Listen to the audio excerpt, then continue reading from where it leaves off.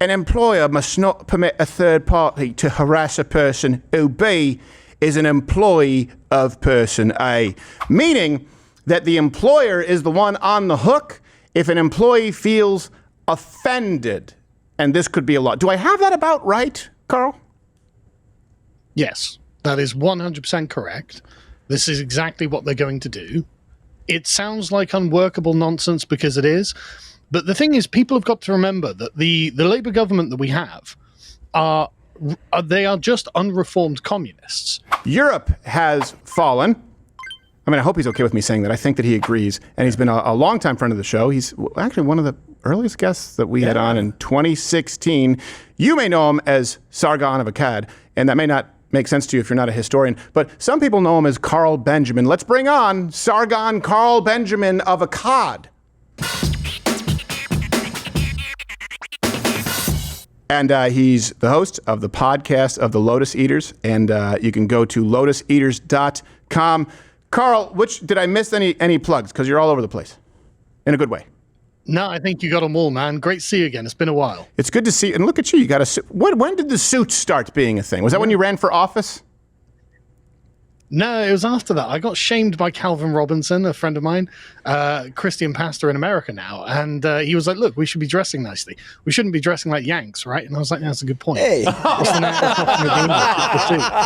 you still have time to make up for it because, Carl, you used to come on the show looking like you were perpetually recovering from the night before. Like, what? I did a show. That's because I was.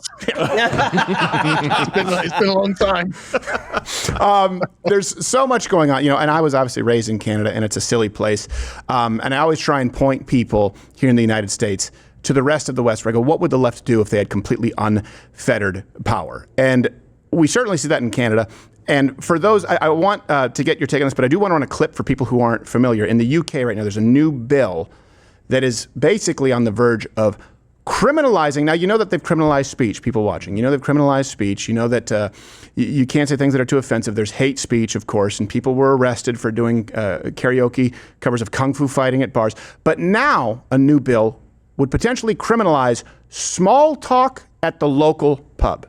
If you worked in a pub and you heard conversations by some of the people that you were serving that you found offensive on the grounds of race or gender, which this bill actually says, you could take your boss to court for not doing what you deemed was appropriate to stop it. So basically marching out someone from the pub for making a joke that you don't like. Yeah, so when we're back here, of course, with Carl, just to be clear for people in the States who it passed a pretty crucial step toward becoming an official law. They go through a parliamentary system there. And according to the bill's text, I want to be really clear, an employer must not permit a third party to harass a person who, B, is an employee of person A, meaning that the employer is the one on the hook if an employee feels offended. And this could be a lot. Do I have that about right, Carl? Yes, that is 100% correct. This is exactly what they're going to do. It sounds like unworkable nonsense because it is. But the thing is, people have got to remember that the Labour government that we have they are just unreformed communists. For example, the Chancellor of the Exchequer, when she took her office, she took down a portrait of one of Margaret Thatcher's economists and put up a portrait of the founder of the Communist Party of Great Britain in its place. Keir Starmer is also just an unreformed, I think they call them Pabloists, which is a strange strain of radical communists over in Britain. And he's been a student communist basically his whole life, and he never really grew out of it. And so everything you see is the continual resurgence of essentially what is the attempt to kind of recreate the French Revolution in Britain, to make it so that, frankly, there is nothing outside of the purview of the state. This particular bill is so unbelievably pernicious, because what this does is takes what is normally a kind of regular social interaction. Someone in a bar says something, the waitress doesn't like it, it's up to the boss to settle the issue. But now the state can get involved in just a mere matter of just a slightly offensive terminology or a word. And so the state has license to not only grow itself, but insert itself into everything, even the private conversations that people are having in a pub, if it's overheard. Well, let me read this because I think... I just want to be clear. Yeah. Just really, really clear. Britain is not a country with free speech. No. When Donald Trump and Keir Starmer had a meeting about a month ago or whatever it was, and Keir Starmer just lied through his teeth, saying, oh, yeah, we're very proud of our free speech tradition. He's lying. We don't have a free speech tradition, and we've got no constitutional protections. Right. It's just like that in Canada. When I used to do the America is the greatest country ever, changed my mind, I realized I would have to make up other reasons, because if I said, well, I think the fact that we're the only country with free speech, like, that's enough for me. And people would go like, well, I guess it's a good thing. I'm like, oh, conversation over.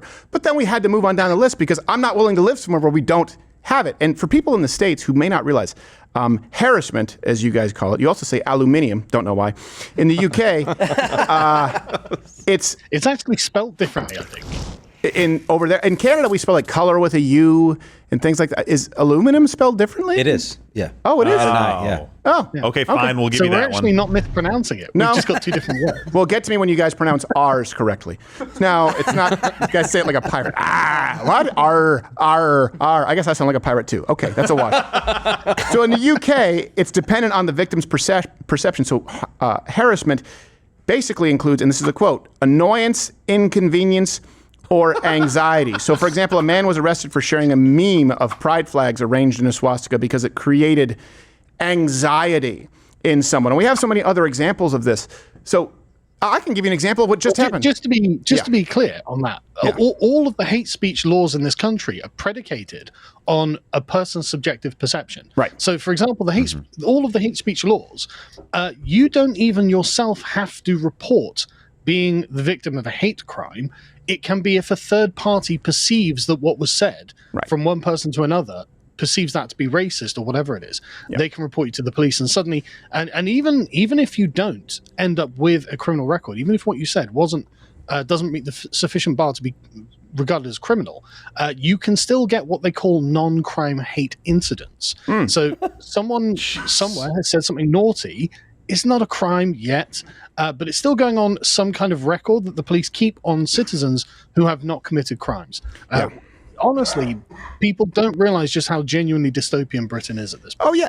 And here's the thing. This is communism because it de facto gives the government complete control over your business. In other words, any business at any point, any restaurant, it just takes one person saying, "This, I overheard this and it made me anxious, and now the government is in your business." It's like the IRS, only instead of auditing your personal finances, it's every interaction in your business. I'll give you one where I would claim this. I was at Great Wolf Lodge with the kids. It's a lot of fun, but by the way, they upcharge you. Hot tip, if you ever go to Great Wolf Lodge and you use the indoor water park and you take their towels and you don't return them to the kiosk, but you take them to your room like a normal non-savage, they charge you $15 per towel. So on the third day, I went down with 12 soaking wet towels and fucking take them. Now, there was a black lady there at the little mining thing where kids, they do like old prospectors and they have sand and they get to mine, and it's just, the kids have a great time. I'm more happy seeing my kids have fun than I think I've ever been. So anyways, this black lady, they're very nice, older, portly. I do well with them, Sargon. I do very well with the old black lady. I don't doubt. My hair was all over the place. It was before I got a haircut. She goes, "You look like that. I don't even tell you look like that actor." And I'm like, "Please don't say Dan Aykroyd," because I get that a lot. Yeah. I go, "Oh, is it the..." She goes, "No, Wolverine. You look like Wolverine." I was like, "Oh, well, yeah, I guess I'm a mess." She's like, "Nah, it's kind of burly. It's sexy. I like it." And she had a wedding ring on her finger, so it wasn't really flirting. But that alone, if I was a woman, I was like, "Hey, you look like Odd Job," or whatever the hell it is. Yeah. You know what I mean? Like, that could be hate. That was just an interaction. You don't even have to be a woman. You could take that to whoever owns the resort and say, "Look, that's something that's happened to me. I'm offended." Yeah. If you're a worker there, and again, with all of these things, it is ridiculous and it is terrible that it gives the government all of this power. But it's not the worst part about it, because people probably won't use this that much, right? There are areas of the country that are like San Francisco, such as Brighton or Bristol, where this probably will get used a lot. Mm-hmm. But most of the country is pretty damn right wing, actually. Right. And so this will just be considered nonsense, and most people will ignore this. The problem that this creates is the legal liabilities and the business load, which is the real issue. Because what this is the state once again attacking business owners, and primarily small business owners, because of course large businesses will probably end up hiring some. I mean, it's not, and the government has literally said it's not mandatory to hire some sort of diversity officer for this, or some whatever they want to call them, woke officer to deal with this. But large businesses will, because what it'll do is give them some kind of legal protection and make sure that they can stay within the law. And it's a much smaller price for them to pay. But if you're a small business owner with like a dozen employees, you can't do this. In fact, I know I'm a small business owner with like a dozen employees. I can't do this. And so what this is once again attempting to centralize all business, all commerce, all things under not just the state, but a very narrow band of very large corporations. It's actually the same effect that we saw during the COVID lockdown, where the government locked everyone's small business down. But for some reason, the giant supermarkets were allowed open. The Walmarts were still allowed open. It's like, okay, but that's no more dangerous for spreading COVID than going down to my local grocery shop. Right. Why can't I just go there? It's like, well, no, they've just been banned by the government because it's all about instantiating a gargantuan managerial regime that polices every aspect of your life. Yep. This is why it's truly communism. Absolutely. And honestly, there's just no getting away from it. Well, because communism, right, is you have no right to your own business, right? It's about the proletariat seizing the means of production and distribution. Now, they know they're already halfway there with banks and with giant businesses that are too big to fail, right? They can't really do that with all the small businesses because then it would look like they're going after the proletariat, to use a term, meaning the common working man. So to put a finer point on it, this is how you know it's the case. During COVID in California, you could shop at Costco but couldn't go surfing.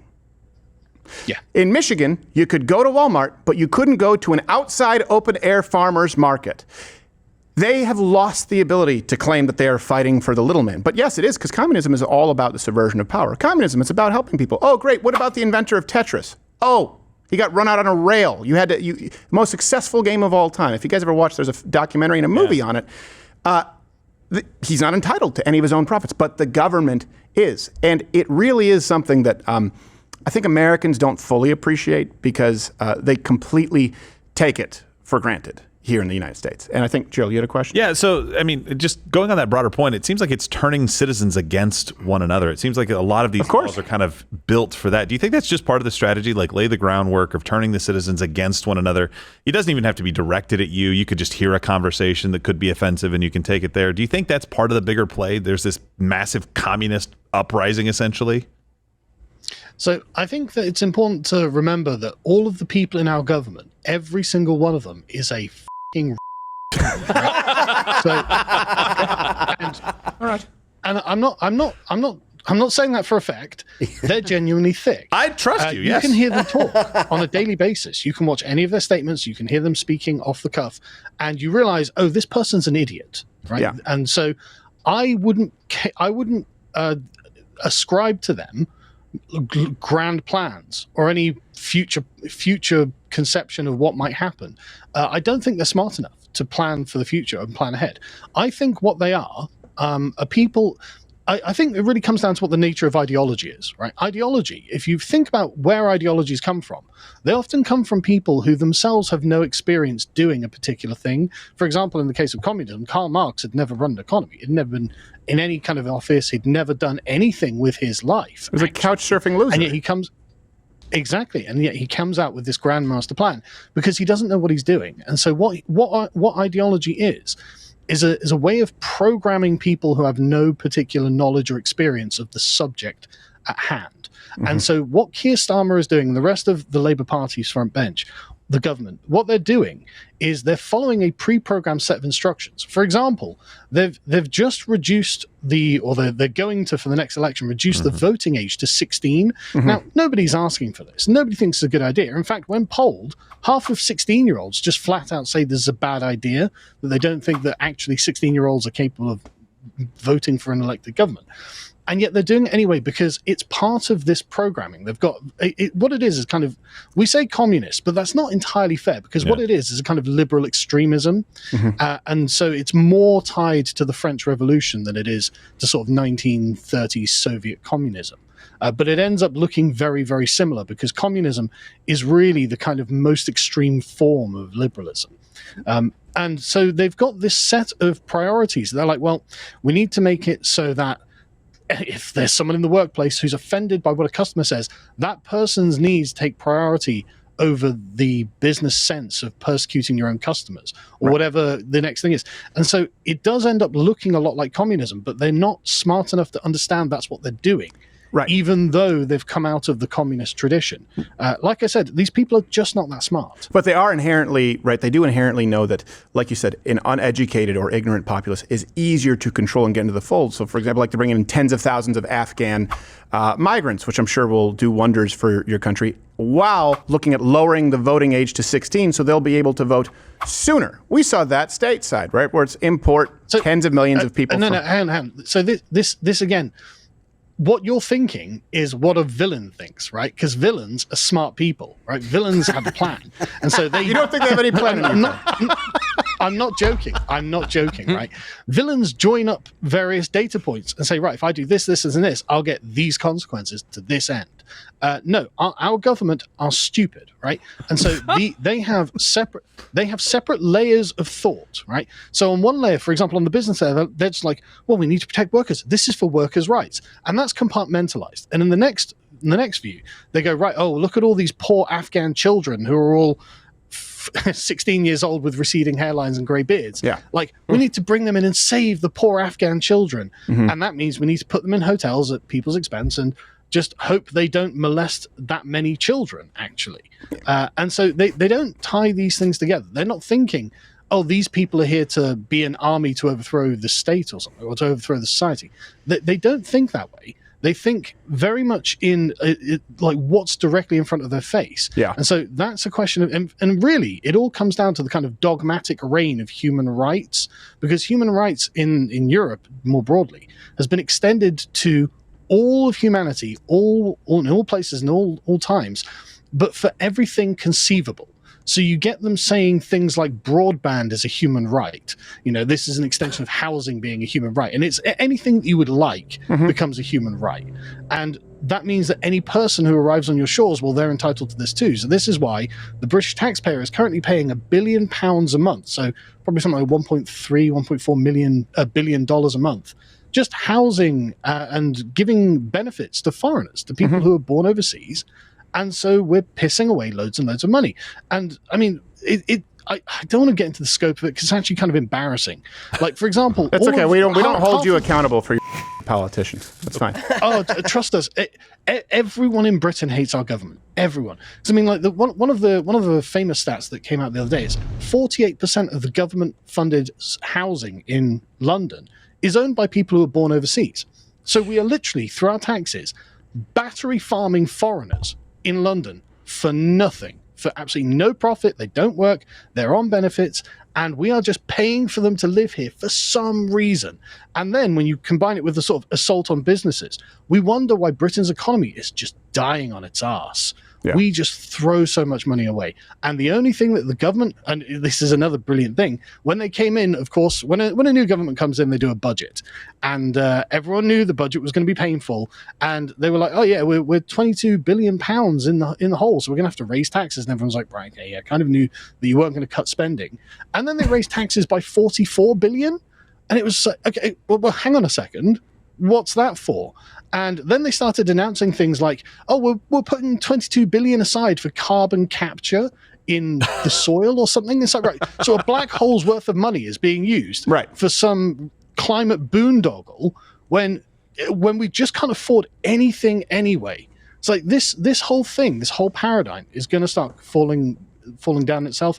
And man, do you think it will though? Do you think it will though? Because here's the thing, because I will tell you that's not going to happen with Canada. It's not going to happen with Canada. Maybe Saskatchewan, and it's the closest thing that I've experienced to living for 15 years with a European mindset. Yeah. And I'm at the point where people say, "Have you changed your mind?" I'm like, "Yeah, I've changed my mind on a bunch of things." For example, I think should be allowed in women's sports because women voted for it, women supported it. You deal with it. I think it's wrong, but this is the bed that you've made. Same thing with Canada. I go, you know what? You get the country you deserve, and at some point, maybe we'll take you over. That's where I am at this point. I just don't know if the people in these European nations. I mean, I hear what you're saying. They don't feel represented, but they do have other choices. Let me explain. Britain isn't really a European nation. Britain is an Anglo nation. And so it's these rules are being imposed upon us despite there being no public mandate for this.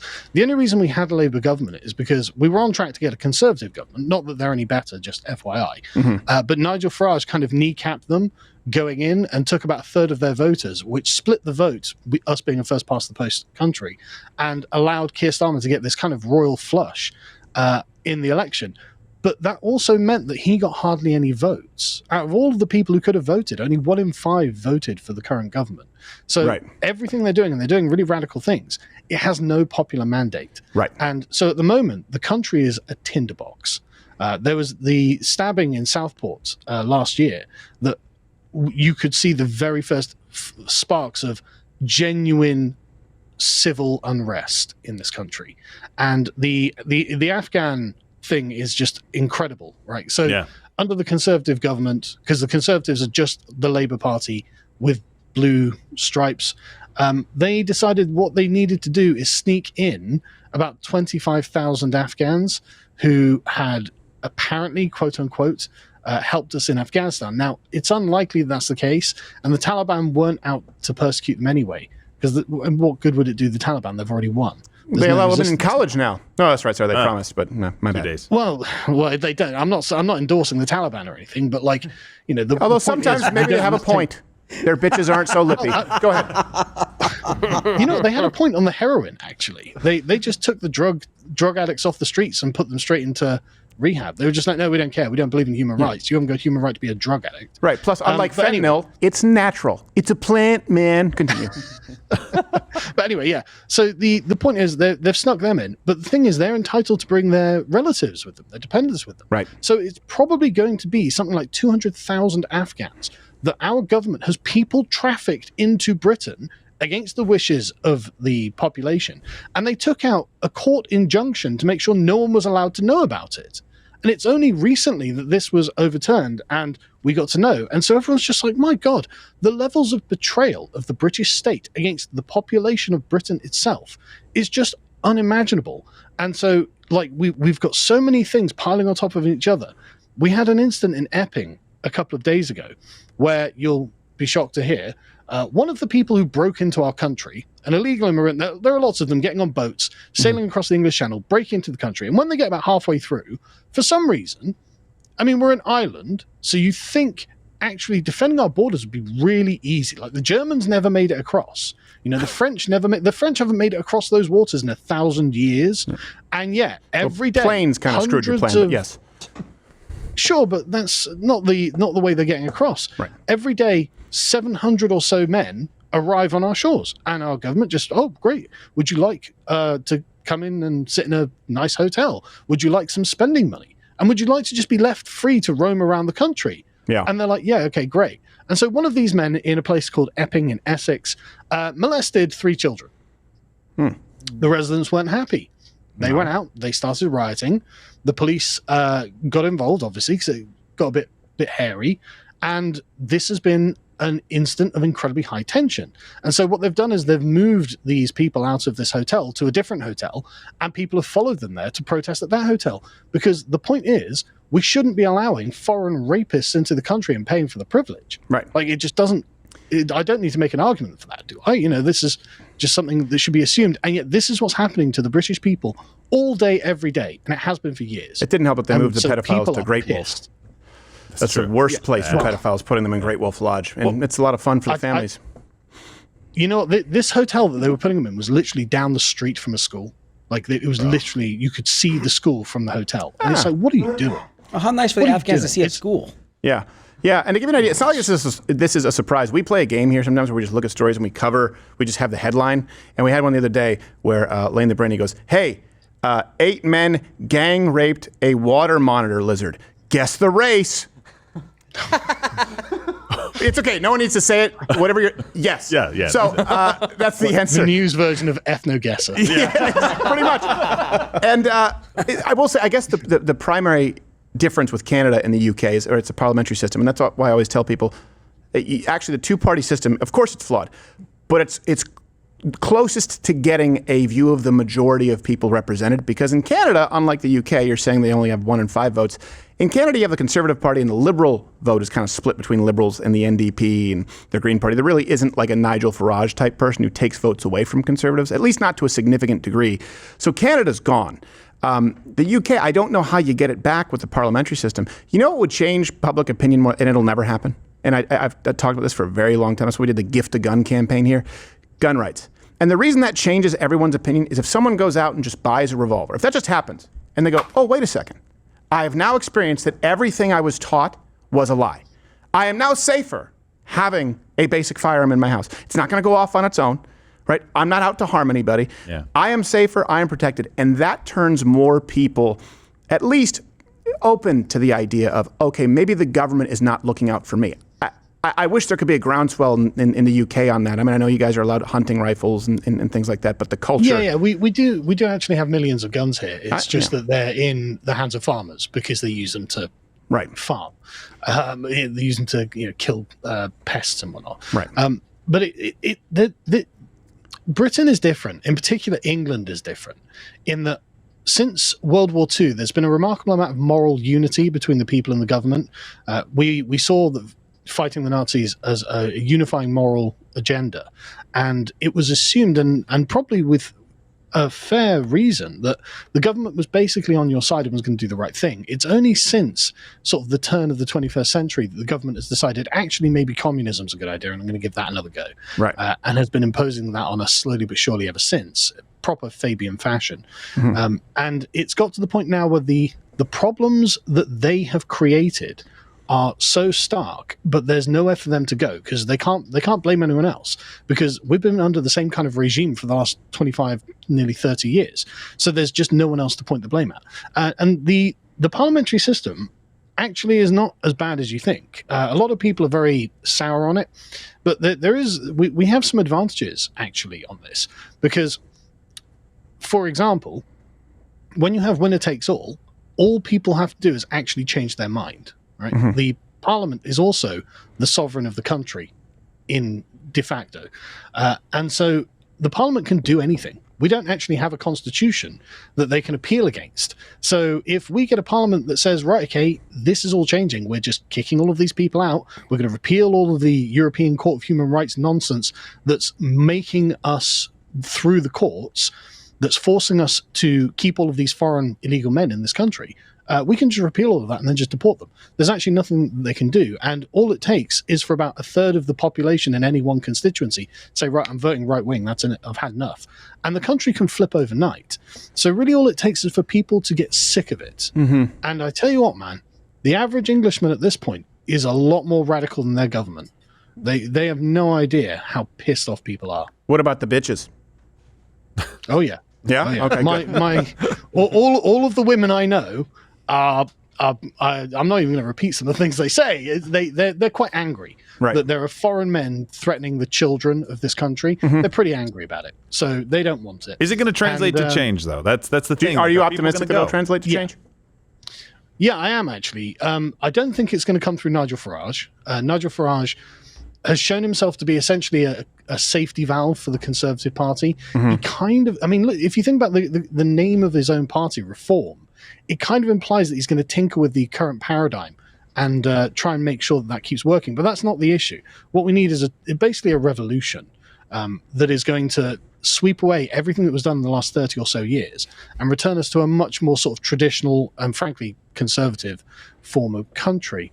The only person I see on the horizon doing something like that is Rupert Lowe, who Nigel Farage kicked out of the party for being too right-wing. Right. But he's the person who has actually saying the things and doing the things that we want to see said and done. So I would keep my eye on him if I were you. Okay, I will keep my eye on him. And the show is, I want to make sure it's the Lotus Eaters podcast, and people can follow you on X at Sargon_of_Akkad, lotuseaters.com. And you can get this up on any of your channels, and you're always free to grab it. We'll send you the file. And since you're a business owner, and Gerald, you're a business owner, and I'm a business owner, we need to do Blood Brothers. Wait, I'm not a business owner. Everyone say the word so that way it's mutually assured destruction. Yeah. I already said it. Well, for him, it's a bundle of six. I live in England. I'm not saying that. Oh, no. Well, isn't that a... Are you kidding? Can you say... well, you can say... say something that might get me in jail. We'll allow... Can you say that? I don't know if I can, to be honest. Okay, I'm sorry. I'm so sorry. I didn't mean to put you in the hot seat. All right, you can text it to me later. No, I'm joking. I'd probably be fine. But it's one of those things that you genuinely have to think about, actually. Right. Yeah. You genuinely have to. You just made the point. Yeah, I will never do stand-up in Canada, probably Europe ever again. Like, I have a bunch of... do a big venue there. I'm like, nah, I can't go back because I might not come back to the States. They'll arrest me. They'll put me in a... I mean, their prisons are, they're a little bit less rough. They'd hate my Auschwitz joke in Poland. Yeah, they're not big fans. They'd hate it. I love that. Carl, by the way, if you guys need any notes on Revolution, just let us know. Yeah, we can help you out with that. Sorry. Appreciate that. Yeah, I know it still stings. All right, thank you so much. We'll talk with you soon. Sargon of Akkad, Carl Benjamin, everybody. Cheers. Oh, you're still here watching this on YouTube? There's no more. It's over. Just like YouTube. YouTube is over. It's not a thing anymore. How many Seth Meyers clips do you need? Head on over to Rumble. Follow me there. Live on weekdays at 11 a.m. Eastern, where we can actually speak freely and don't have to self-censor. YouTube it's really not a thing. Like, you ever seen one of those towns that maybe was like a mining town, or maybe they made some kind of alloy? You say, hey, I wonder what they did in this town. It takes a while to find a person who can tell you what they did in that town, and even then you don't fully understand it. That's YouTube. YouTube is that town. So go to Rumble.